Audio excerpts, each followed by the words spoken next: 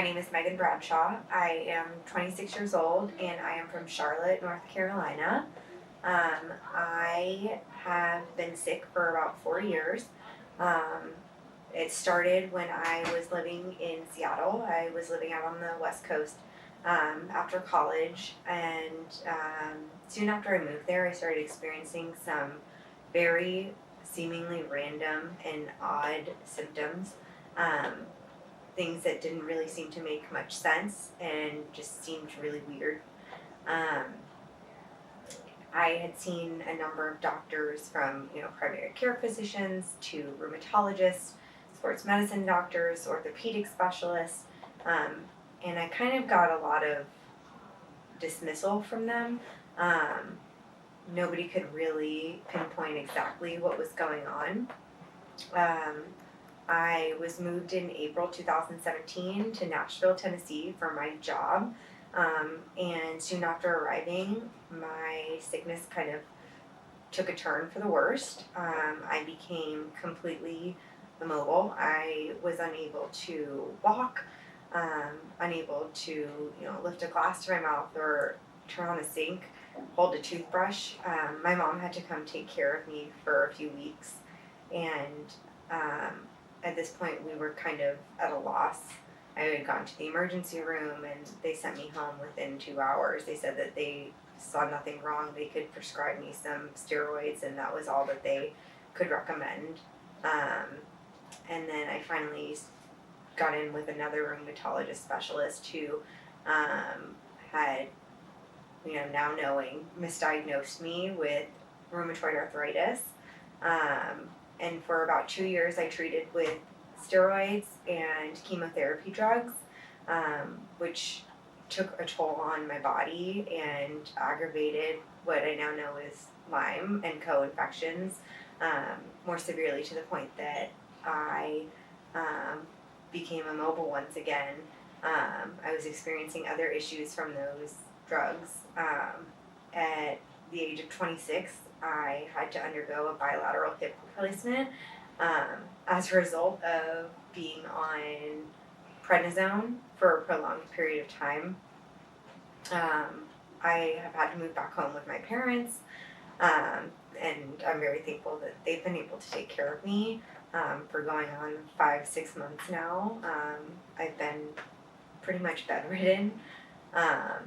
I finally learned the day after my hip replacement from a functional medicine practitioner that I had been working with at Cleveland Clinic that she found that I had Lyme disease, and I was both relieved and frustrated that it had taken so long to finally get that answer. But it was nice to know what I was actually going up against, and immediately she recommended that Jemsek clinic was the place that I needed to go, and so soon after I was rehabilitated enough that I could get out of the house with my walker, I made my way up to DC to start my treatment here at the clinic. So about a month ago, when I began my treatment here at the clinic, I was told that because of how severe my case was, I needed to go straight into IV treatment. So I had a PICC line put in, a central line catheter in my chest, which I will have for 7 to 9 months. And every single day I have an IV, whether it's an antibiotic or if it's just a lactate ringer to kind of flush the bacteria out of my system as we're killing it off. So this has definitely taken a toll. Mentally, it changes your life because you don't expect that you're going to have to go through such rigorous treatment, but it's clearly what my body needs at this point because I don't want to just be bedridden and exist. I want to have a full and meaningful life. So I've been on treatment for about a month. In the last week, I've gotten out of the house 3 times, which is crazy. I haven't been able to do that in so long. So it's nice to finally be able to be moving towards getting my life back.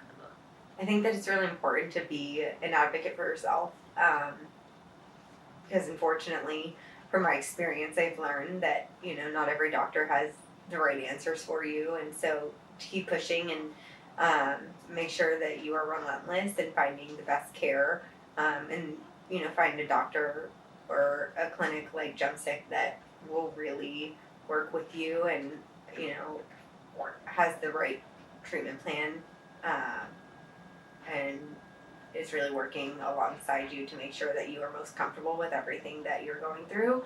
Um, I'm so confident in the treatment that I'm getting now. It's nice to have definitive answers after so many years of having doubts about recommendations from doctors who were kind of just diagnosing me um,